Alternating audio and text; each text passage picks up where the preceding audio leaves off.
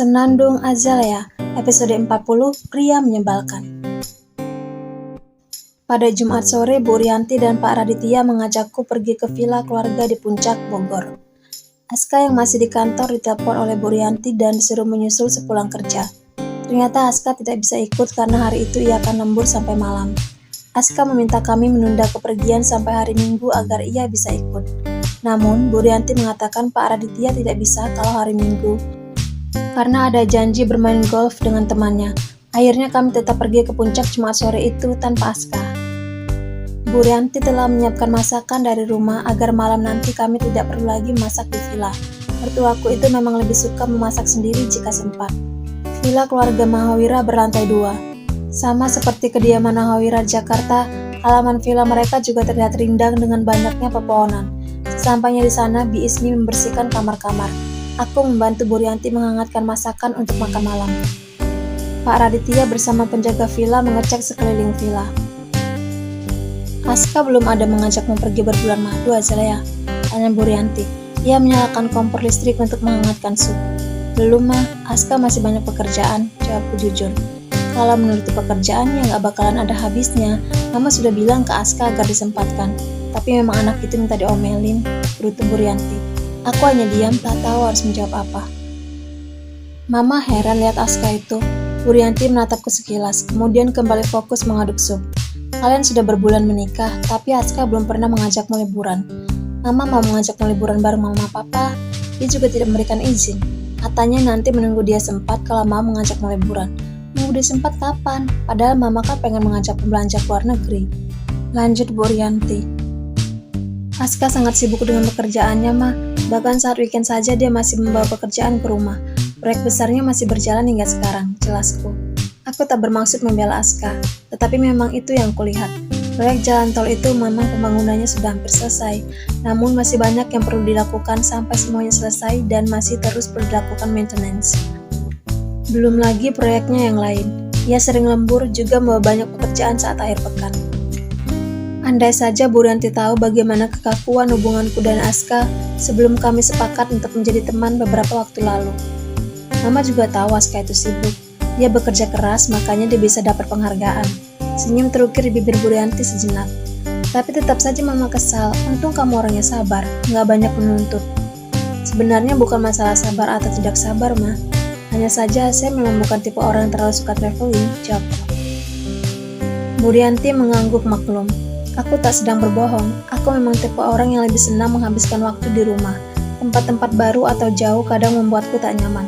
Dulu semasa ayah dan ibu masih ada, kami juga tak pernah terlalu lama berjalan-jalan karena aku sering mengajak pulang. Aku memang bukan orang yang menyenangkan karena aku mengutamakan kenyamanan saat bepergian. Tapi Aska itu gimana ya? Rumah orang tuanya saja dia malas, ujar Bu Rianti. Untung anak mama, kalau bukan sudah mama jadikan hiasan taman. Lanjutnya lagi, omelan ibu mertuaku itu membuatku tertawa. Azalea, mama tidak tahu bagaimana pernikahanmu dan Aska sebenarnya. Tapi seperti yang kamu bilang, mama juga melihat pernikahan kalian baik-baik saja. Semoga memang begitu. Mama akan selalu mendoakan agar pernikahan kalian bahagia, kalian saling setia dan mencintai. Tutur Bu Rianti setelah kami selesai menghangatkan masakan. Aku mengangguk tersenyum. Setelah selesai makan malam, kami langsung beristirahat. Rencananya malam ini kami akan mengadakan barbecue. Namun, akhirnya diundur besok saja karena kami masih merasa lelah. Aku tidur di kamar Aska di lantai 2. Kamar Aska di villa ini memang tak seluas kamarnya di apartemen ataupun di kediaman Mahawira, tetapi tetap terasa nyaman. Aku melihat-lihat sekeliling kamar. Perhatianku lalu tertuju pada sebuah foto yang berada di atas meja di samping lemari. Sebingkai foto Aska yang tampaknya diambil saat ia masih remaja. Ia terlihat begitu belia di foto itu. Bu Rianti bilang villa ini dibangun saat Aska masih SMA. Sudah cukup lama. Aku menyentuh wajah Aska di foto tersebut. Ia memang sudah tampan sejak dulu. Tanpa sadar aku tersenyum. Kemudian senyumku hilang ketika aku mengingat perkataan Ilona saat aku menemani Aska di acara malam penganugerahan majalah Jakarta Business. Ilona berkata bahwa dia dan Aska sedang memperjuangkan cinta mereka. Masih kuingat bagaimana sempurnanya wanita itu. Aku mungkin pernah merasa insecure, tetapi baru kali ini aku membandingkan diriku dengan orang lain. Sandiwara mereka yang terlihat sangat formal malam itu membuatku kesal. Aku semakin kesal mengingat bagaimana Aska juga begitu piawai memainkan perannya sebagai suami yang baik dan manis. Pria itu memang menyebalkan, gumamku. Sudahlah, peduli apa aku pada Aska. Aku senang dia tidak bisa ikut ke puncak. Perlahan aku beranjak ke tempat tidur dan berbaring. Namun aku mengingat pria itu lagi begitu aku melihat ponsel. Aska bahkan tidak menelepon atau mengirim pesan untuk sekadar menanyakan kabar. Kembali kuletakkan ponsel, tetapi ku ambil lagi ketika ada notifikasi pesan masuk. Pesan dari Aska. Kalau misalnya dia menanyakan kabarku, mungkin kekesalanku padanya akan segera berkurang. Azalea, hati-hati, di sana banyak zombie. Begitu isi pesannya. Bukannya menanyakan kabarku, dia malah menakut-nakuti.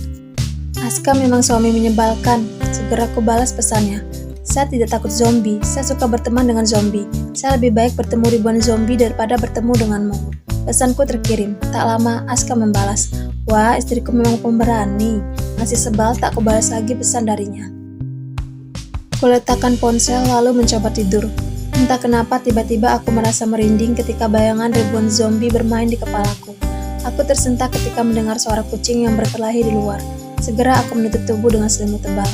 Tidak Tuhan, tadi aku hanya bercanda. Aku lebih baik bertemu dengan suamiku daripada bertemu zombie. Gumamku seraya berdoa.